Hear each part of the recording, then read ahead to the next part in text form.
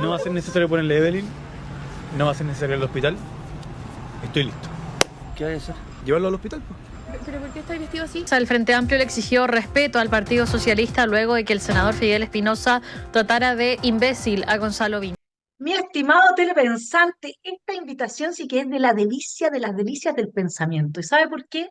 Porque tenemos con nosotros hoy día en Esfera Pública a Pamela Sangüesa, una psiquiatra de primera. A mí cuando me dicen, Pame, tu currículum es interminable, el de la Pame sí que es interminable. No, Ha pasado, digamos, se ha estudiado además todo el surderío, entiende la ideología de género hasta la mitocondria, mi estimado telepensante, y por eso es que es tan fundamental este análisis que parece un poco jocoso, porque tomamos al personaje que mejor hoy día representa la deconstrucción que afecta a la izquierda hacia el extremo, porque ahí podemos entrar a matizar. ¿Y qué es lo complicado de este escenario? Con esto le doy la palabra a la PAME. Lo complicado es que en democracia nosotros necesitamos un interlocutor que tenga su proyecto político con el cual uno va dialogando, no haciendo acuerdos necesariamente, pero en que se ponen en competencia esos proyectos. Entonces el ciudadano puede elegir, el ciudadano puede persuadirse de tales o cuales argumentos con tal o cual propuesta. Cuando no se tienen argumentos, cuando la persona está desquiciada, cuando el colectivo está esquizofrenizado, el problema es que lo único que puede hacer esa gente para, para lidiar con su relación con el poder es entrar en la violencia o en la dominación total. Por lo tanto, el riesgo que representa en política el fenómeno de la deconstrucción psíquica de los miembros de quienes llegan al poder es un factor que no se ha evaluado, que no se ha diagnosticado, y por eso, Pame, era tan importante invitarte y que nos dijeras un poco cómo ves tú. Nos reímos del video que lo pusimos ahora en la introducción, ¿no es cierto? Ese video ahí con Vinter en su, haciendo como que el partero, como que de una desacralización de la situación de una mujer embarazada, etcétera. Pero esto tiene una trascendencia política fundamental para la democracia. sí. Vane, muchas gracias por la invitación y también a todos los telepensantes que nos acompañan. Mire, yo la verdad me puse a revisar en la franja el video de Gonzalo Vinter el fin de semana, porque había escuchado comentarios de familiares míos que lo mencionaban. ¿Sabes lo que pasa? Que yo no sé si uno está como curado de espanto, ya tiene cuero chancho esta cuestión que pensé que podía ser algo mucho más burdo porque ellos siempre tienen más potencial de ser más burdos, siempre lo pueden Claro, hacer mejor. Pero claro, cuando tú ves este video, tú entras como a picar el área chica y es como un compendio, sentí yo como express, muy agotado, de muchas cosas que uno puede ir rescatando. Ellos son exponentes perfectos de lo que son, ellos lo hacen muy bien, les sale muy fácil y lo hacen corto y lo hacen rápido y sencillo. Em, Mira, hay una cosa que a mí me llama mucho la atención de este personaje de Gonzalo Vinter. Es una persona que uno pudiese pensar muy coloquialmente, en lenguaje chilenense y antiguo, que le faltan palos para el puente. Porque de Gonzalo Vinter uno pudiese pensar eso y cualquier persona pudiese hacer ese análisis, no necesitas, digamos, como un psiquiatra que te venga a hacer un análisis en ese sentido, pero uno dice, ¿en qué momento, o sea, dónde cabe una persona de bajo coeficiente intelectual? Porque a eso se refiere la expresión de que le faltan palos para el puente. ¿Dónde ponemos a una persona de bajo coeficiente intelectual saliendo de un colegio como el Verbo Divino, ¿cierto? con un capital cultural de nacimiento importante, habiendo ingresado a una carrera que requiere un puntaje muy alto en su momento. Egresó, efectivamente, salió con el título. Uno pudiese explicarse muchas cosas entre medio. Probablemente Gonzalo Vinter pertenece también a una etapa, a una generación en Chile donde la educación, francamente, fue en decadencia. Eso uno lo pudo ver. Claro, pero el Eh, verbo divino, Pame, entre todos los colegios que uno pueda analizar, si hay tres que claramente mantienen un cierto nivel, etcétera, el verbo divino es uno de ellos, digamos. O sea, él exacto, salió de, si no el mejor, pues Tabancura puede evaluarse como mejor por resultados según Páez, qué sé yo, pero exacto. Tabancura, verbo divino, y de ahí los ingleses como Grange, algo así, digamos, ¿no? Mm, mm. Pero verbo divino, o sea, de ahí salió eh, sale la flora innata, digamos, y además su mamá Echeverri, abogada, por lo tanto, como tú dices, el capital cultural con que nace. Entonces, sí, y tienes razón, saca el título de la Chile, de abogado, o sea, no, no, no. Entonces, claro, es más complejo. Entonces, exacto, exacto, es mucho más complejo. Porque no cabe entonces decir, y que ha salido, y que escuché efectivamente un montón de políticos a referirse a Gonzalo Vinter como con epítetos del calibre de un tonto, un imbécil, de aquí para allá. Entonces tú dices, pero ¿en qué momento esto llegó a ser lo que es con un personaje de este calibre? Y claro, ahí cuando tú revisas el video, tú te das cuenta que el video no tiene una coherencia, no parte, no tiene un sentido, una meta comunicativa, ¿me entiendes? Que por ejemplo cuando tú analizas a una persona, y me voy a ir directamente al área de la psicosis, ¿ah? Cuando tú estudias a una persona que viene con una sospecha de, qué sé yo, esquizofrenia o cualquier trastorno psicótico crónico y tienes que empezar a examinarlo, tú tienes que empezar primero, por supuesto, por lo que es el examen mental, y evalúas un montón de cosas desde la pura observación, pero particularmente desde la escucha. Y en la escucha, el lenguaje de un psicótico es muy característico, es lo que le da riqueza e interés también al área nuestra de la psiquiatría, que es evaluar, estudiar el lenguaje de un paciente psicótico. Y en ese análisis del lenguaje de un psicótico, tú vas encontrando algunos elementos que son bien característicos. Y una de esas, por ejemplo, es la pérdida de una meta comunicativa, ¿ya? Entonces, una persona que empieza a comentarte algo o empieza a responderte algo que tú le preguntas y tú esperas que despliegue, ¿cierto?, el discurso contándote algo de dónde viene, dónde estudia, en qué trabaja. Y en el transcurso de esa transmisión de esa idea que te quiere comunicar, se pierde el sentido, tú pierdes la respuesta, no logras entender finalmente qué es lo que pasa, qué es lo que te quiere comunicar esa otra persona. Bueno, a mí me pasó eso con el video. Hay una pérdida de la meta comunicativa total, a menos que tú quieras entrar como una visión un poco a lo mejor más metafórica o más simbólica lo que quieren transmitir, pero a grosso modo tú quedas súper perdido. No sabes qué es lo que te quiere decir Gonzalo Vinter. Mira, por ejemplo, él cuando llega, cuando aparece en este video, aparece llamativamente en un auto viejo, como un Lada, que es como un auto de los 80, ¿cierto? Que es de la Y que Unión se producía en la Unión Soviética, Soviética. representativo, ¿cierto? De la Unión Soviética, el comunismo de esa época. Bueno, uno asume que este hombre quiere decir algo con eso, porque por algo se consiguió un Lada, no creo que sea fácil conseguirse un Lada en esta época. Y entonces sale con una actitud como muy académica, muy correcto, como muy de presidente, una postura, una impostura de persona seria, de hombre serio. Y se encuentra con esta pareja, ¿sí? Que en esta pareja también me quiero detener porque ese perfil yo lo veo mucho, mucho habitual. Yo trabajo en el área pública, en la salud mental pública. Yo este perfil lo veo muchísimo y lo veo en determinados grupos que son particularmente pacientes más con trastornos adictivos, eh, que vienen muy dañados, efectivamente, cognitivamente.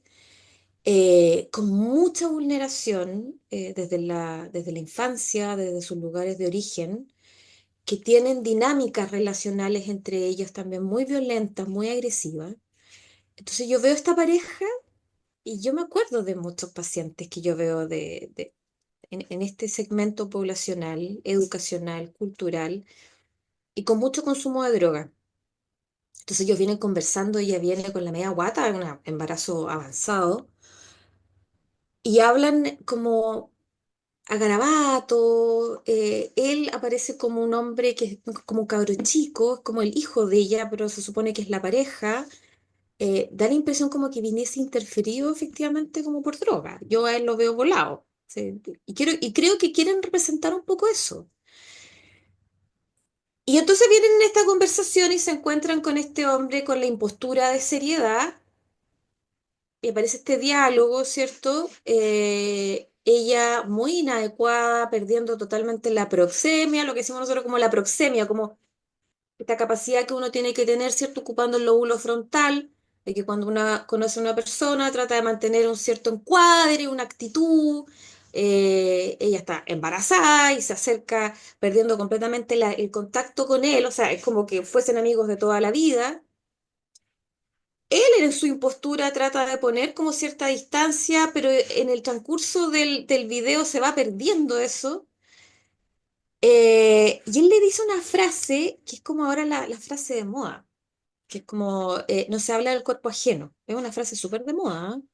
En el área de la salud, principalmente, y que es una frase súper totalitaria. Súper totalitaria. Ahora que está el tema del body positive, por ejemplo, que tú no puedes hablar de la persona que está gorda, que está flaca, eh, corre esto, ¿cierto? De que no tratemos a los pacientes, no le digamos que están sobrepeso, no le digamos que están obesos, o no le digamos que están muy flacos, o no le digamos nada, no hablemos del cuerpo del otro, pero en una actitud muy totalitaria, ¿sí? Y pasa a ser como un axioma donde todos tienen que responder a lo mismo.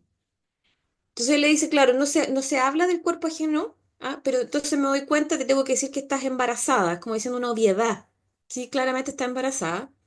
Y ahí, entonces, cuando empiezan en esta interacción entre ambos y ella tiene esta rotura de membrana, la rotura como prematura de membrana, y eso es una escena burdísima, burdísima, que yo de verdad hasta el momento no logro entender qué es lo que pretendían con eso. No, es que le busco el simbolismo, algún sentido escondido detrás de eso, un mensaje subliminal, y no lo logro entender. Bueno, hay una desacralización de lo que es el momento previo al parto, ¿sí? Que es un momento en que las mujeres, yo con los 3 niños, yo tuve, por ejemplo, rotura de membrana con el primero, y cuando a ti te pasa eso, tú te enfocas toda tu energía y toda tu atención al hecho de que puede ser que en 10 minutos, en 15, o a veces en más tiempo, digamos, ¿no? Tengas a tu guagua que llevas 9 meses esperando en tus brazos. Y esa ilusión de que por fin viene ese momento, y además el peligro en el que uno se encuentra en la fragilidad absoluta, porque evidentemente que cualquier cosa, la guagua se da una vuelta, cordón umbilical al cuello, eh, la cabeza viene muy grande, forceps, lo que sea. O sea, ese es el momento más clave en que está en peligro la vida de ella y de su guagua.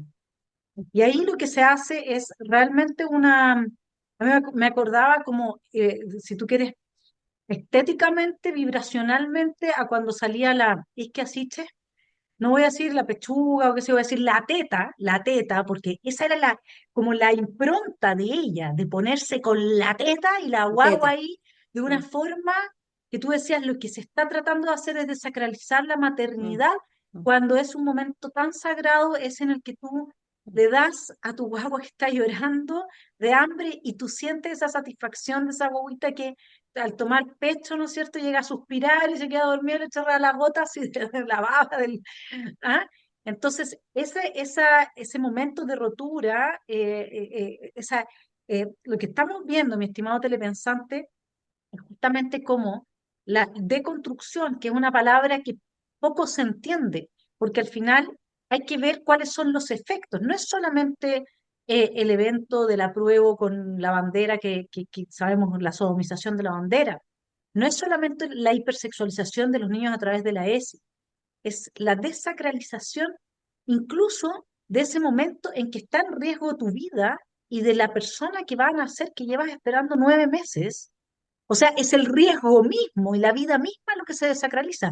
Más allá de que sea una mamá con un niño, ¿me entiendes? Porque podría haber sido, no sé, un momento en que se está muriendo alguien que está recién accidentado y que si tú logras reaccionar, esa persona la salva llamando a la ambulancia, que justo porque tú te diste cuenta de lo peligroso y entonces fuiste el héroe, ponte tú de esa situación, le salvaste la vida a alguien, por así decir. ¿Se entiende?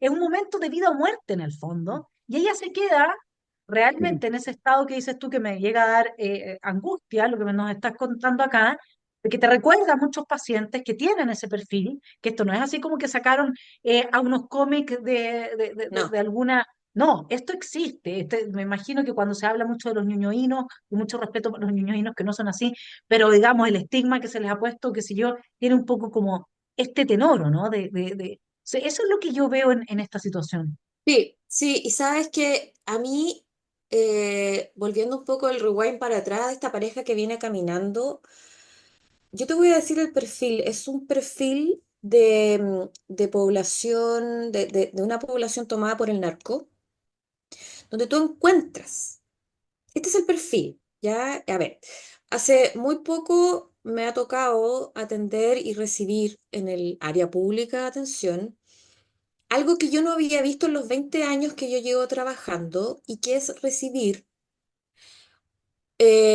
tres pacientes, tres mujeres en un mes, muy jóvenes, menores de 30 años, 25 años sería la mayor, con embarazo ya de término y con consumo activo de droga, con consumo de mucho opioide, consumo de ketamina, ya metiéndose bastante el fentanilo, de Puta. tusi, ¿cierto? Pero estas mujeres no ingresan a tratamiento porque se dieron cuenta que estaban embarazadas y entonces decidieron que era momento ya de dejar el consumo, y tienen una conciencia de problema, ¿cierto? Personal, pero principalmente hacia la vida del que está por nacer, que es su hijo. No, ellas llegan al programa de tratamiento de rehabilitación en drogas porque las pillaron, porque les tomaron un test de orina en el programa de Chile Crece Contigo, que es el programa que recibe a las mamás. Y qué bueno que lo están haciendo, pero lo están haciendo como un screening ya de rutina. Le tomaron un test de orina y salió positivo a todas estas drogas. Y entonces ahí son intervenidas rápidamente por este programa y derivados a los dispositivos para una rehabilitación, pero sin ninguna conciencia de problema, ¿vale? Yo nunca había visto eso. Bueno, es que ahí tenemos como en la educación. Nosotros crecimos en un ambiente en el que se hablaba de que la droga hacía mal. Hoy día, lo que se ha planteado, y eso en Alemania es lo mismo, en Alemania dicen que una cerveza es lo mismo que fumarse un pito. Y los pitos ya Es, se legalizaron, la marihuana se legalizó. Cuando tú abres esa puerta de legalizar la marihuana, estás abriendo la puerta a la legitimación de todas las demás drogas, porque al final una persona que está volada, que el que haya probado un pito lo sabe, una persona que está volada es una persona que no se la puede consigo mismo. Una persona, yo la otra vez le decía a alguien, dime de la agenda que tú tienes al día siguiente, ¿cuánto logras hacer? ¿Te das cuenta? Bajo el estado de haber consumido marihuana. Y esto lo sabemos todos. Y mis hijos me dicen, no, pero mamá, si no, yo tengo amigos que consumen, son brillantes, qué sé yo. Y ahí yo hablaba con otra amiga la otra vez, me decía que llegábamos a la misma conclusión.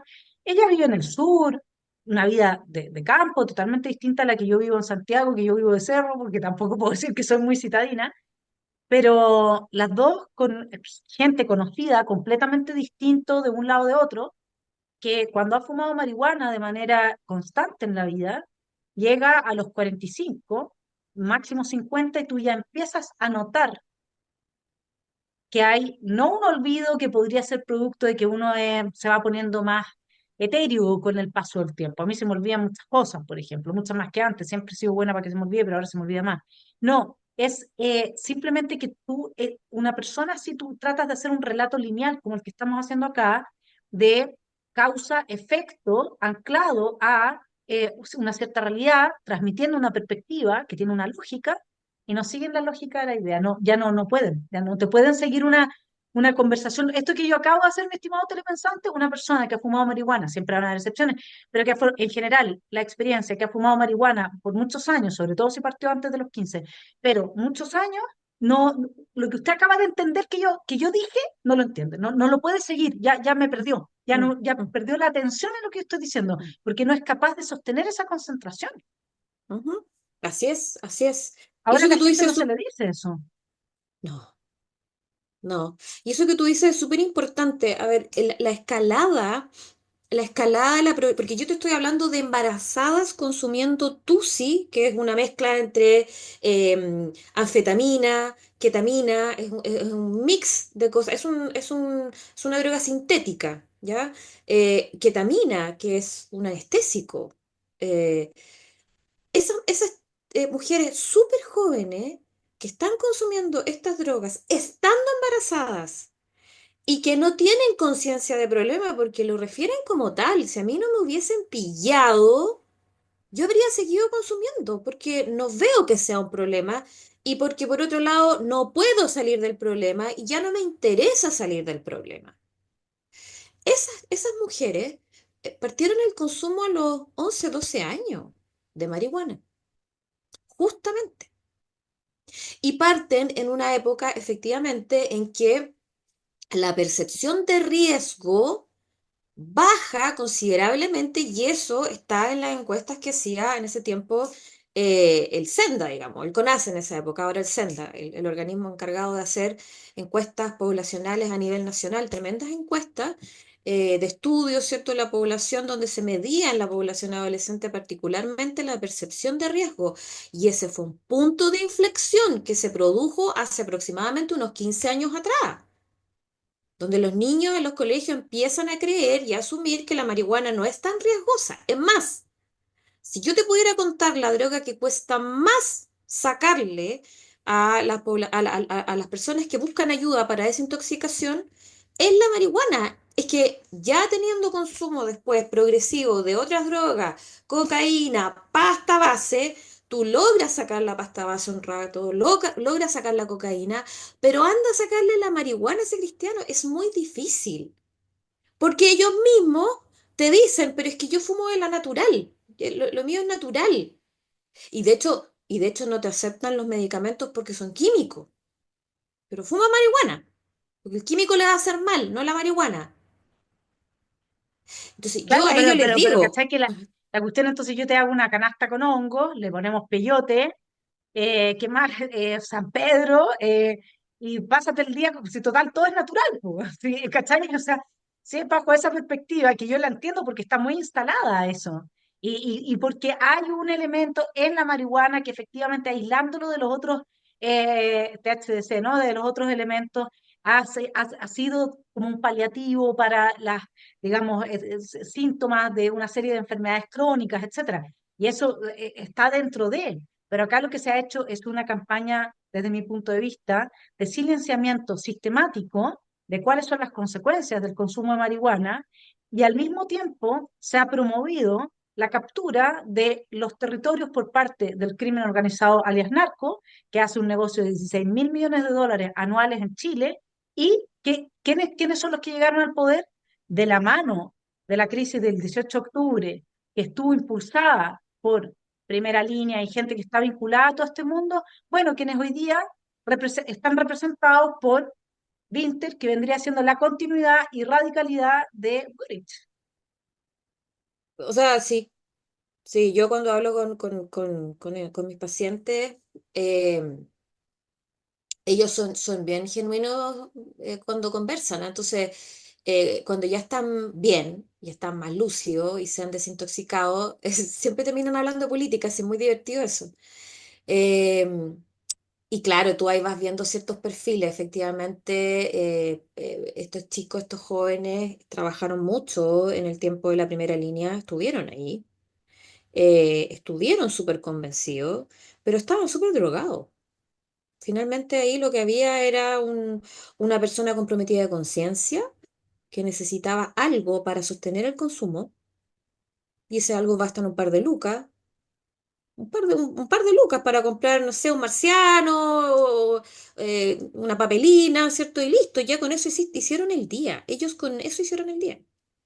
Entonces, ese perfil, como te digo, cuando yo veo entrar esta pareja, se me vino a la mente inmediatamente esta historia que te estoy contando evolutiva en el tiempo de juventudes que hoy en día están sumamente capturadas por el narco en poblaciones periféricas de Santiago y en provincias en Chile, en todas partes. Ya esta es una cuestión que uno ve eh, en comunas que antes eran súper rurales, muy tranquilas. Tú ves ya sectores tomados por el narco, donde no tienes que ir a Filadelfia para ir a hacer este turismo de personas zombies. Por favor, en Chile tenemos zombies hace décadas. La pasta base se ha consumido el cerebro de generaciones enteras de chilenos que mueren en la calle producto del consumo. Y como te digo, ya viendo embarazadas, chicas jóvenes llegando a un consumo sin ninguna conciencia de problema. Si antes tú veías que una chica que no tenía mayor perspectiva de vida o sentido de vida porque le había tocado una vía muy adversa y que se embarazaba, tú podías ver que el embarazo para esa niña era una escalada social, porque ya dejaba de ser la chica que molestaba en la casa, que no servía para nada, porque tenía una mamá súper estresada, porque tenía una abuela súper vulnerada y estaban todos mal en la casa. Y entonces esta cabra que no servía para nada de repente tiene su guagua, tiene su hijo y ya forma parte como del clan de las mamás dentro de la casa. Y llevaba a su hija al consultorio y eran súper preocupadas de tener a la hija con las vacunas al día. ¿Te das cuenta? O sea, se les abría el mundo a estas chicas con la maternidad. Uno vio eso.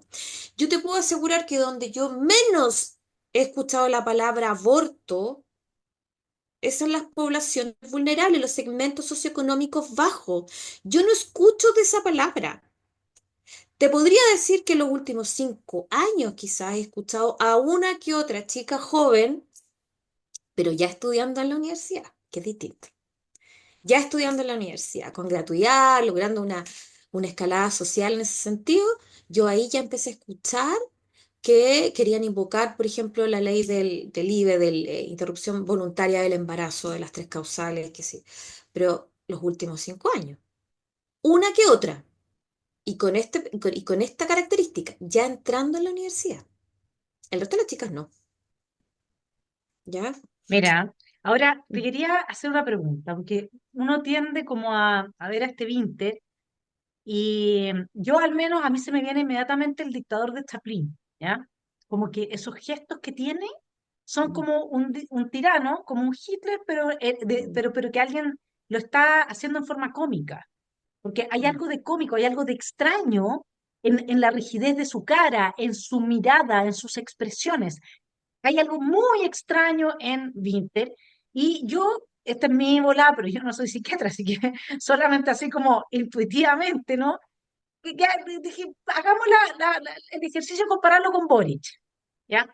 Porque Boric es otro que también es así como que uno dice, habla como solamente desde acá, tiene como siempre unos ojos que estuviesen rebotando de un extremo al otro, como extraño, como, mira, es un tipo extraño, son gente deconstruida, son la encarnación de la Sí, norma trans, eso es lo que son, ¿ya? Porque sí. están esquizofrenizados, o nosotros lo sabemos, pero a mí en Boric todavía me da la sensación de que no está esa dureza, no está esa rigidez, porque el tipo tiene algo de encantador, tiene algo de corazón, tiene algo de poeta, comillas, todavía puesto en la expresión de alguna cosa genuina de su ser, que hace que que mucha gente enganche, que lo considere alguien que puede ser hasta simpático.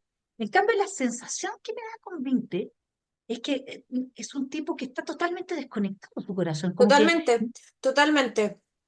Es lo que nosotros podemos decir que es como muy pseudo. Nosotros describimos a veces personalidades Hablamos de que nos impresiona que determinada persona, paciente, tiene una impostura, es muy pseudo. O sea, efectivamente tú no logras identificar quién es esa persona, cuáles son sus características, cuál es su identidad, cuáles son sus gustos, qué nivel de genuino es, como para que tú puedas hablar de que Gonzalo Vinter es de esta manera. Efectivamente, en él se ve algo muy, muy pseudo, muy falso. Yo no sé. Y eso no lo puedo hacer porque no es mi paciente. Si es porque su personalidad, hay una impostura de la personalidad, hay elementos muy propios de él, o es que está contaminado o teñido esta persona, ¿cierto? Que yo veo está teñido por otras cosas, que por eso no me permite verlo genuinamente, ¿me entiendes? Por sustancias exógenas, que puede ser. Porque incluso uno diría, mira, como claramente carece de una identidad propia, o sea, él en algún momento, probablemente, es mi hipótesis de trabajo analítico, Mm. estoy hablando, mi estimado telepensante, usted se da cuenta lo que es, ¿no? Uno se tira más palos para el puente de los que tiene, yo aquí hablando con la mamá y la psiquiatra, pero igual uno no deja de como, de alguna manera Nietzsche me ayuda a leer alguna cosa, cuando, si tú encuentras un ser humano que no tuvo familia, no tuvo marcos de referencia claros,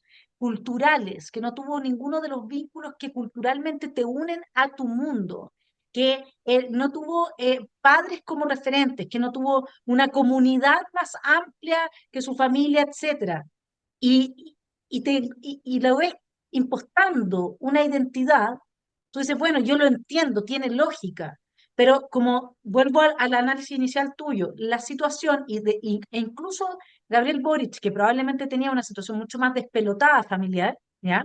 Sí. Pero vivir en regiones, vivir en Magallanes, vivir en esos pueblos chicos, donde tú conoces hasta el loco de la calle, le conoces la vida, ¿sabes? O sea, yo soy de provincia, entonces tengo súper claro que te arraiga muchísimo a tu entorno. Algo, como dices tú, algo hay un momento en que en el caso de Winter pareciera que se inventó una máscara y terminó por no distinguir él mismo su ser de la máscara que se inventó. Esa es la sensación que me da a mí. Y en Totalmente, y Boris, lo representa muy bien en ese video, porque tú no sabes qué mierda le quiere representar Winter. Parte como alguien serio, pone una frase hecha, no se habla del cuerpo ajeno, pero entonces ya, bueno, saquémonos la foto y entre medio rompió membrana y como que se muestra incómodo, que sería como lo lógico, como incómodo, nada cercano. Yo ahí no vi ningún personaje cercano, que a lo mejor Gabriel Boric lo hubiese podido representar súper claro, bien. empatía, Súper bien, claro. empatía y la poesía, ¿cierto? Y ese bebé que viene al mundo y qué sé yo, lo habría hecho excelente Boric en esa representación. Pero él no. Y después, cuando dice vámonos al hospital, que es como la parte coherente, la única parte coherente, vámonos al hospital, y aparece vestido de médico, yo te lo juro, mi mente me llevaba a, ya, va a atender el parto. Yo dije, ya, esto puede ser más loco, pero coherentemente loco. Va a atender el parto allá en la calle. Pero después le dice, no, es que no iba a hacer nada. Si es como una talla que me vestí de médico. Vamos caminando al hospital. ¿Quién era Winter ahí? ¿Quién era Winter? Si tú Y lo puedes... acá el punto, para que se entienda la relevancia política, entiéndame, mi estimado telepensante, que a Winter lo está apoyando el Frente Amplio.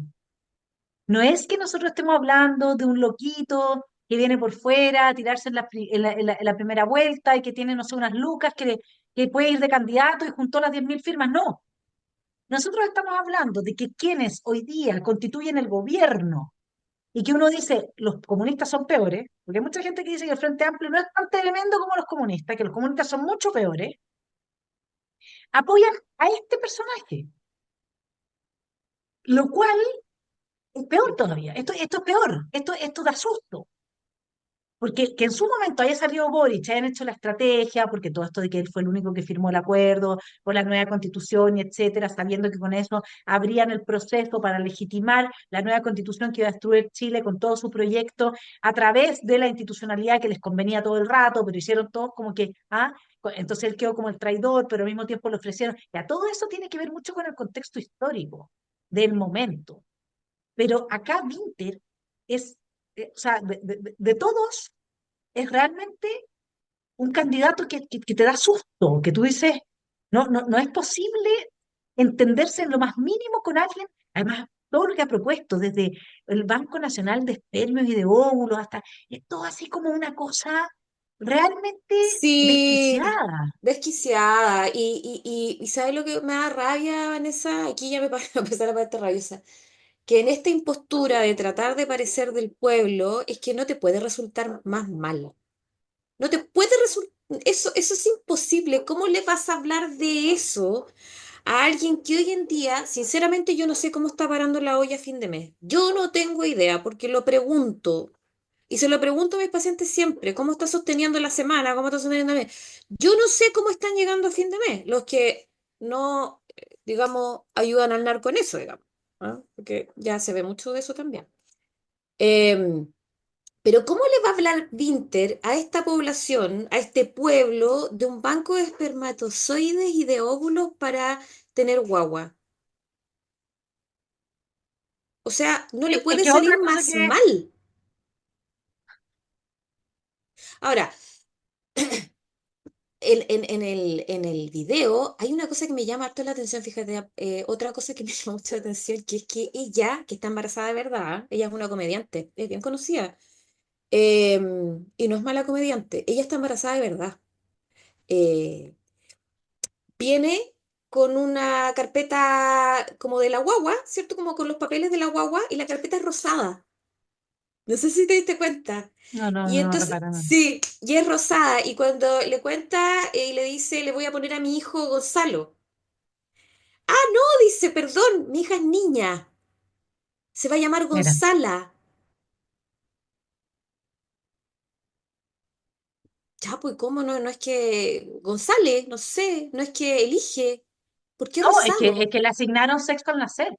A esa cuestión ya ella le asignó sexo, entonces, de hecho, ahí hay todavía un resabio de la cultura anterior, ¿cachai o Por no? eso, Como, claro, claro. Bueno, a ver, cuando uno ya, y ahí entrando de lleno en la ideología de género, cuando tú te metes efectivamente en esto de dónde viene como la concepción filosófica de dónde se construye el género, el enfoque género afirmativo, está lleno de contradicciones, está lleno de vacío, está carente de definiciones básicas, o sea, sostienen ellos em, conceptos, definiciones de todo tipo que no tienen una consistencia en sí mismo. Abunda la contradicción. O sea, yo que tuve que hacer esta revisión ahí, como te contaba, del magíster en el país, y se habla entonces de que se autopercibe o es una vivencia interna, subjetiva, de ser mujer o ser hombre. En ninguna parte del enfoque de género afirmativo te definen qué es ser mujer y qué es ser hombre. O sea, son definiciones básicas y que ellos utilizan a rajatabla, porque la academia lo menciona y lo habla, y es lo que masivamente a nivel internacional se ha utilizado en todas las guías clínicas con la famosa incongruencia de género o disforia de género, ¿sí? Que es validar, ¿cierto?, la percepción o la identidad del otro respecto de si se percibe hombre o mujer o ninguno de los dos. Pero ¿qué es ser hombre y qué es ser mujer? Entonces, nadie te va a dar esa respuesta porque no lo saben, porque no está definido. O porque si está definido, ¿vale? Si está definido, y si alguien lo definió, es un filósofo ¿cierto? Del siglo XX, de mitad del siglo XX, que hizo armó todo un constructo teórico respecto de cómo entonces, por qué se habla de sexo asignado al nacer. Ese filósofo ahí te va a explicar cuál es su volada en ese sentido. Pero es ese filósofo que si hoy en día lo escucha la gente con algún tipo de sentido común, se va a dar cuenta que la base de ese constructo teórico no tiene ni patas ni cabeza, po. Es evidente. no, además de que yo te digo, aquí, para entender al otro, para entender a un otro, dejémoslo así, la única manera, lo único que tenemos, la única herramienta psíquica que tenemos es la empatía. porque tú no puedes ser el otro, no puedes experimentarte a ti mismo como un otro. Tú solamente te puedes experimentar como tú a ti mismo y así todo va a ser muy difícil que me puedas explicar, como me decía Axelito, mi hijo menor cuando tenía 9 años, me decía, mamita, tengo una pregunta que nadie va a poder responder. ¿Qué pregunta, Axelito? No sé quién soy, pero existe el infinito. ¿Sí? Entonces, claro, llegar a definir incluso quién es ese yo soy. Es un trabajo de la vida, conócete a ti mismo, lo decía el oráculo de Delfos, digamos, es el tremendo trabajo espiritual. Entonces, yo puedo creer que me percibo como mujer si soy hombre o viceversa, pero yo no puedo saber, porque no puedo ser algo distinto de lo que soy. Lo mismo pasa con cualquier otra cosa, que jirafa o animal, que cuando está toda esta cuestión de los furries y de toda esta cuestión de me autopercibo gato. No puedes. ¿Cómo te vas a autopercibir gato si tú no tienes la experiencia de un gato?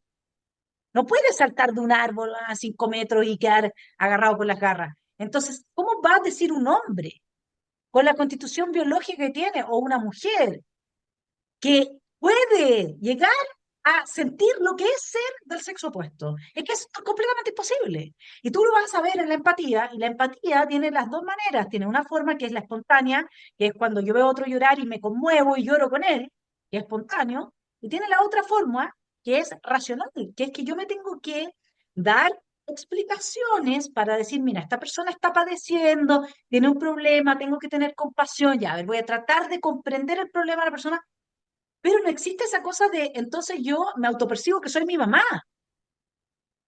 O sea, ¿se entiende? Es que, de verdad, yo te estoy hablando desde Adam Smith, desde la teoría de los sentimientos morales, o sea, lo que era previo, digamos, a la psicología, como los fundamentos de la psicología, si tú quieres, previo en términos filosóficos. Ahí se inventó algo que es tan radicalmente inexistente como el chupacabras, digamos. Ese es el tema. Y toda la civilización cristiana está sucumbiendo a esto porque se le metió muchísima plata. Me decía mi hermano menor, que vive en Suiza, que ahora para el mes LGBT, que tiene todo que ver, mi estimado telepensante, porque todo esto tiene que ver con imponernos este concepto de antropología que elimina la psiquis y elimina el espíritu y nos reduce a una autopercepción genital. Fui rápido, yo sé, pero después usted lo escucha lento. Bueno, el tema es que todo esto tiene que ver entonces con esa concepción antropológica que nos permite instalar la cultura de la muerte. Y Edsel, mi hermano, me decía, oye, no hay nada en Suiza. Este año no hay ni una campaña, no hay ninguna bandera, no hay nada. ¿Y por qué no hay nada? Porque Trump le quitó no sé qué financiamiento a no sé qué banco súper importante, que era el que financiaba al mismo tiempo todo esto, se quedaron sin plata. Y ahí te vas dando cuenta. Ahora, lo que pasa es que lo que yo le decía a una amiga mía, si tú lo piensas, pues uno podría decir, ya, nos salvamos de esta ideología. No, el feminismo han sido olas. Y siempre han estado los mismos ricachones financiando esto, siempre con el mismo objetivo, y van, retroceden un poco y vuelven a avanzar sobre la base de lo que ya dejaron Ya psíquicamente la dejaron. población en Sí, sentido común. sí, sí, sí. Sí, porque cuando a mí me ha tocado explicar un poco esto a gente con la que estoy trabajando en investigación, que parte desde la más absoluta ignorancia o que decidió quedar ignorante porque yo lo veo así en el tema, porque hay gente del área de la salud mental, no hacen esas preguntas, pues, Vane. O sea, no se preguntan a sí mismos algo tan básico como esto que te estoy diciendo yo. Ya, ok, me voy a leer lo que es el género afirmativo, ¿cierto? Pero en ningún momento ellos mismos hacen esa pregunta tan básica. Bueno, pero ¿y la teoría aquí? ¿Dónde el enfoque? ¿Dónde dice lo que es mujer y hombre? Una pregunta tan básica que te hace no entender todo el resto, no son capaces de hacerla. Y eso ahí tú te das cuenta que la otra vez vi un programa en YouTube que lo encontré buenísimo, de unos españoles, de pensamiento liberal, y que utilizaron el concepto de terrorismo semántico. Que no sé si te lo voy a mandar. Sí, lo he escuchado. Sí. O Lo he sea, no el escuchado de programa, pero he terrorismo. escuchado el concepto. Sí, Lo encontré está espectacular. muy bueno. Sí. Mira, aquí ellos se dan cuenta de algo, o a lo mejor, claro, están repitiendo algo que otro se dio cuenta, pero lo explica muy bien la conductora del programa. Y vuelvo nuevamente como al análisis que se hace en el examen mental de un paciente psicótico. Psicótico es aquel que pierde el juicio completo de la realidad. Entonces, tú te das cuenta que esa persona que padece una esquizofrenia, ¿cierto? Habla de determinada manera y en ese hablar muchas veces tú encuentras fenómenos, por ejemplo, de parafasia, neologismo, vale decir, empiezan a utilizar palabras que no existen porque ellos le dan un significado específico a esa palabra que nadie más conoce. Es idiosincrático, es propio de su psiquis. Para respuestas, por ejemplo, tú le preguntas algo y te responden una cosa nada que ver. Descarrilamiento, te empiezan a hablar de un tema y rápidamente es como un tren, porque se descarrila, ¿cierto? Y pierde completamente el sentido. Hay distintos elementos semiológicos del examen mental, fenomenológicos que uno explora en un paciente psicótico. Entonces, claro, tú puedes decir desde un pensamiento desorganizado, ¿cierto? Una pérdida del juicio de realidad, tú te das cuenta que esa persona tiene un lenguaje desorganizado o lo expresa la desorganización de su pensamiento a través de un lenguaje desorganizado. La única manera que nosotros tenemos de examinar la psique de un ser humano es a través del lenguaje. No tenemos radiografía de la mente, escáner de la mente, no existe eso. Y por eso es tan importante el tiempo que nos dedicamos efectivamente a escuchar a una persona. Bueno, pues alguien se dio cuenta maravillosamente que a través del camino inverso, vale decir, cambiándole el significado a las palabras, quitándole su significado original, incluso convirtiéndolo en el significado opuesto, pervirtiendo completamente el lenguaje, digamos con eso, deconstruyéndolo finalmente, tú podías hacer el camino inverso y generar en la psiquis de las personas a lo mejor no una esquizofrenia, pero sí un comportamiento esquizofrénico like o símil. Y encontrar estos comportamientos que no tienen lógica, como las de Gonzalo Vinter, que tú dices, ¿qué le pasa a este hombre? Con todos los elementos para ser B, terminó siendo Z. ¿Qué pasó ahí? ¿Cierto? Esa incoherencia, esa pérdida de sentido de la realidad, muy probablemente la ha ido generando esta deconstrucción, esta perversión del lenguaje, este terrorismo semántico, donde a través del lenguaje, ¿cierto? Ellos cambian y distorsionan la organización del pensamiento de generaciones enteras. Y entonces tú, por ejemplo, puedes ver algunos fenómenos y que yo después me acordaba, de, claro, esto que te digo yo como cuando tú hablas con un joven hoy en día, 30 años, 25 años, y, y que viene a lo mejor con un discurso súper aprendido y te repite como loro todos estos eslóganes del momento, y tú le haces 2 a 3 preguntas que lo hagan siquiera reflexionar, ¿cierto? Si, oh, chuta, no tengo respuesta para eso, me estoy contradiciendo, como que vergüenza, ¿cierto? Que le pasa a uno cuando se da cuenta que repite como loro algo que no entendió. Ya, ellos al revés de llegar a ese trabajo, ellos se enojan, se desorganizan. Es igual que un psicótico, Sí, se es disonancia desorganizan con cognitiva, es disonancia disonancia cognitiva. cognitiva, Sí, sí, efectivamente, se desorganizan y responden muchas veces agresivamente, que es lo que a veces claro. uno ve en algunos pacientes psicóticos que están muy paranoides, ¿cierto? Muy paranoides, porque ven su mundo desorganizado, entonces están como dispuestos a defenderse en todo momento y tú percibes ese miedo del psicótico paranoide, lo percibes porque es muy intenso. Pero también, por ejemplo, tú puedes observar en la población actual una especie de perplejidad, que también es un fenómeno psicopatológico de la esquizofrenia en algunos, donde el joven, porque normalmente la esquizofrenia es una psicosis de personas jóvenes, que funcionaba normalmente, que tenía una vida más o menos normal o bastante normal, a veces muy, muy buena, empiezan a percibir que el mundo cambia, que la realidad cambia, que todo cambia y entran en ellos lo perciben así, y entran en un estado de perplejidad, que quedan como absortos, ¿no? Y empiezan a ensimismarse y empiezan a ver que todo el mundo es distinto, pero ellos se conservan igual, por lo tanto se repliegan y quedan en un estado de verdad de perplejidad. Tú los observas, están como asustados, perplejos inmovilizados muchas veces.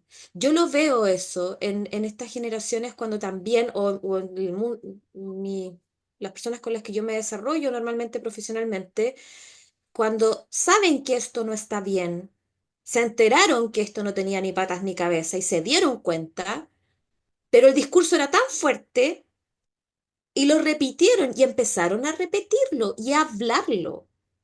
Y yo veo en ellos un estado como de semi-perplejidad Y a mí me que pasa les otro impide... tanto, ¿ah? Yo te digo que yo también estoy perpleja porque si tú me dices que eventualmente voy a tener que ir al Congreso a debatir proyectos de ley con personas que tienen estos rasgos, como que a mí me deja perpleja porque tú dices, a ver, yo sé cómo hablarle a un niño, que hay que hablarle de manera distinta que a una persona profesional, que hay que hablarle de manera distinta que a alguien que está enfermo sufriendo, distinta de alguien que, no sé, respecto a ciertos temas, hay que irlos llevando, dependiendo si se sabe más, se sabe menos. Entonces uno tiene como coordenadas naturales de sentido Sí, común, de empatía, sí, en que tú dices, ¿y qué pasa cuando me encuentro con alguien que yo sé que está, digámoslo así, fuera de sus cabales o le faltan palos para el puente? Bueno, normalmente normalmente tú no los encontrabas en esferas de poder donde se manifestara el ejercicio del poder en toma de decisión y en discusiones. Porque la política, el material de la política, la materia prima es la palabra. Entonces el problema es cómo lo haces si sabes que una cosa es que sepas que tu interlocutor te está mintiendo y que es un hipócrita, ¿ya? Y eso me pasaba harto en las discusiones con gente izquierda y todo, cuando estaban, porque algunos debaten respecto a sus ideas y su imaginario de forma genuina, pero la gran mayoría es pura hipocresía, esto del bien de la humanidad, que amamos al ser humano, y sí, es pura hipocresía, por eso siempre sus gobiernos terminan empobreciendo y repartiendo miseria. Esa cuestión es así, porque es hipocresía, es una manera de llegar al poder. Entonces, incluso con esos que se ponían esa careta, pero que tú sabes que te están mintiendo, también es más o menos, no es tan fácil hablar, pero puedes conversar también en términos de decirle, oye, ya, sí, mira, sóplame este ojo, ¿cachai? No, si te creo N, no, si ya. Pero en estos casos, y estamos hablando de que el Frente Amplio completo, y yo creo que la nueva generación, Cariola, Vallejo, los cabros nuevos del comunista, comparten algo de esto también. Son gente con la que no te nace discutir nada, porque tú te esperarías encontrártelos en situaciones de familias que los están protegiendo, acogiendo, manteniendo tranquilitos para que no tomen malas decisiones en su vida, no afecten a terceros, ¿no es cierto? Y ahí tú entonces claro. entrar a la casa y que te cuenten, mira, si tengo un hijo que, bueno, mira, de repente tiene algunos temas, entonces, y tú lo tratas como con cariño, con cuidado, no estoy exagerando, mi estimado telepensando, ni estoy siendo hipócrita. De verdad, un tipo como Winter es alguien que si yo lo tuviese en mi familia, tendería yo a protegerlo, a cuidarlo y a aislarlo un poco del daño que le puede hacer o al ambiente o al revés, que el ambiente le puede hacer a él. Entonces, como que yo también me quedo en estado de estupefacción, de parálisis, porque digo, Mm, mm, ¿cómo se discute en mm, política mm, con mm, gente que está deconstruida mm. a tal nivel que Cariola y Vallejo se ponen de acuerdo para tener guagua, para hacer la noticia, o sea, todos en función, o sea, ya no hay parámetros de nada. No, no. No, es bastante, te aseguro que es mucho más fácil conversar y llevar un diálogo con una persona que está en un programa de adicciones y está en consumo de sustancias. Te lo aseguro que es mucho más fácil de conversar con esa persona que con este otro perfil. O sea, tan deleterio puede ser la deconstrucción a nivel psíquico que llega a ser más incapacitante o invalidante que la misma droga. Y además, súmale que normalmente van juntos, porque sabemos o sea, digamos, Chile es tan O sea, chiquitito que si están de juerga todos los días lo sabemos, pues. pero es que evidente porque además que forma parte de toda una estructura filosófica que desarma todo, que construye todo. La droga para ello es que lógico, ¿por qué no? O sea, o sea, es que totalmente normalizado para ellos. Es que no tiene nada de malo. ¿Por qué? Increíble, ¿ah? Se viene muy Entonces, difícil para... entonces, ¿qué Mm. gobierno, cómo llegas tú como gobierno en las universidades ahora? a decirle a estos cabros que no consuman marihuana. ¿Cómo lo haces? Porque en la universidad, en la venta de droga está ahí, todos fuman marihuana en los patios, cocaína, está todo ahí. Bueno, Y hay que son hacer las una mentes que van a campaña, yo estudiar. creo que hay que hacer una campaña nacional de concientización en términos de demostrar que esto apunta a que tú te autodestruyas. Ese es el plan de las élites globalistas. Eso viene dentro del programa de la Agenda 2030, que esto es parte de una ideología, que si tú eres, digamos, alguien que dentro de la legalidad comparte esa ideología y te quieres hacer daño, tu decisión dentro de la legalidad, pero si no eres parte de esa ideología, estás consciente, de que esto no es porque te hace súper bien y porque estás bien, que de hecho, a ver, para que uno crea eso, después de haberse fumado un pito, es porque uno está bajo el autoengaño nomás. Esto es como que un borracho te viniera a decir que le hace súper bien emborracharse, porque es más inteligente y está más sano al día siguiente. Eso no existe, digamos. O sea, ninguna persona que fume pito está más en su centro, toma mejores decisiones. Claro, sirve para la creatividad. Estoy de acuerdo, ahí tienen un punto. Dicen que los publicistas, que la gente creativa, digamos, suelta muchas amarras a través del consumo de la marihuana. Ya, pero eso es a costa de no desarrollar una vida espiritual. Cuando tú desarrollas una vida espiritual real, la bola está ahí porque el mundo metafísico está, tú estás conectado al mundo metafísico. Yo sé que no muchos me van a seguir en esta propuesta hermenéutica, pero yo lo sé porque yo escribo poesía, porque hago mis esculturas, y viene de ahí, o sea, yo siempre digo, mira, invierto en esto y otros invierten en marihuana, digamos, y al final sale algo con espíritu trascendencia que queda, es otro el resultado que tú obtienes, ¿cachai?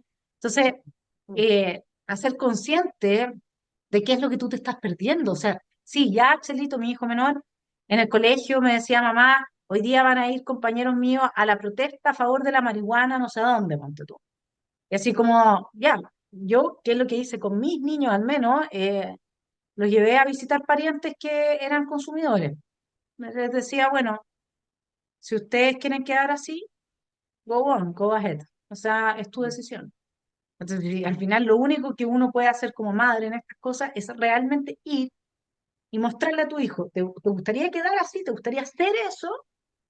Bueno, esta es la causa.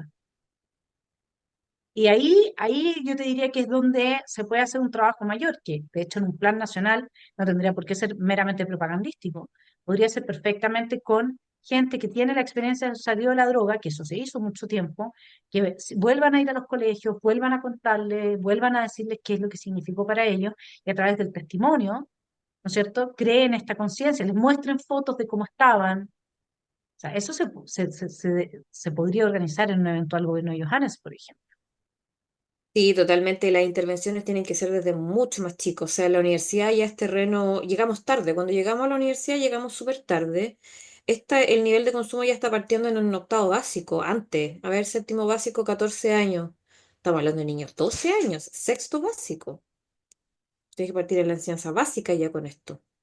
Y Y sí, Chile es el concuerdo país que tiene contigo. mayor consumo en los colegios de Latinoamérica. Totalmente, y concuerdo contigo que la manera es hacerlo con gente que está en rehabilitación, Sí, con rehabilitados. Hay que hacerlo, definitivamente. Tienen una capacidad de entrar efectivamente y de generar persuasión en los más jóvenes, en los más chicos, son los únicos, son los únicos.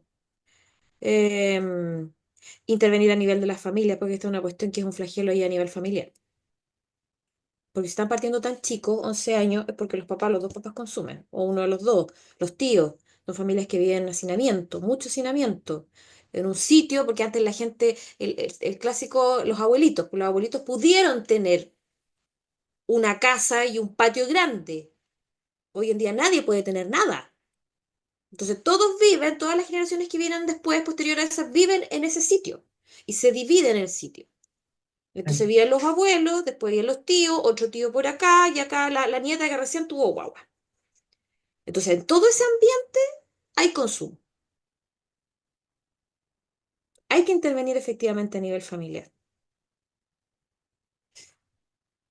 Nos queda tarea ardua, mi querida Pame. Hemos cumplido con, me imagino, mi estimado telepensante, que quedó bastante claro que se vienen tiempos muy difíciles con esta gente fuera de yo creo que hoy en día ellos están intoxicados con el poder, con esto de las cámaras, con esto de ser famosos, de tener mucha plata a través de las fundaciones, de hacer lo que quieran.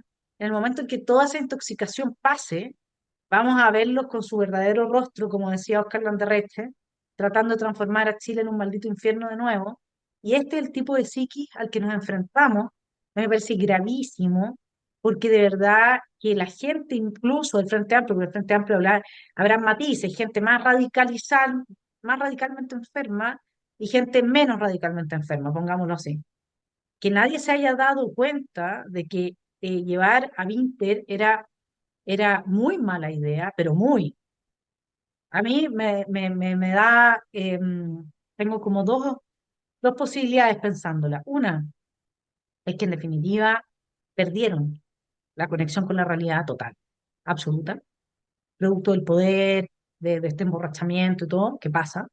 Les pasó ya con el primer proceso constituyente y le pasó Mm, a republicanos con el segundo, o sea, aquí le pasa a Urbi et Orbi a toda la gallada. mm. O se juega a este juego del Joker, de ser el más payaso, para que nadie te tome en serio, ¿m? Y al mismo tiempo estar al servicio de intereses extranjeros, que entonces te ven como la mejor marioneta, la que no les va a poner ninguna resistencia, la más manipulable y manejable. Tú ya te vendiste a esos poderes, te están pagando y esos mismos poderes te pusieron como candidato. Y esa Así podría es. ser una explicación política Sí, al enigma de sí, Gonzalo sí. Inter, porque es un Sí, enigma de verdad. sí, Ay, ay, ay. Mi querida Pame, totalmente. hemos cumplido con el tiempo, ojalá nos veamos luegamente para Sí, por usar una supuesto. palabra del tipo viste, pues luegamente no existe, pero Así es. No, sí, cuando quiera, yo encantadísima de estar aquí y aportar con algo de la locura actual. sí, porque sin tus conocimientos es muy difícil tener hoy día un real análisis de lo que está pasando en política, porque se introdujeron todas estas herramientas de psicopolítica, estas armas Mm, de mm, batalla mm, cultural mm. psicopolítica, que entonces han afectado de manera grave la psiquis de muchos de los actores de la esfera pública. Así es que nos va a tocar intenso. Te mando un abrazo y gracias por estar en Bien, este pues un abrazo capítulo. también para ti y para todos los telepensantes. Estén súper. Chao, mi Pame. Chao, Cuídate. chao. Chao.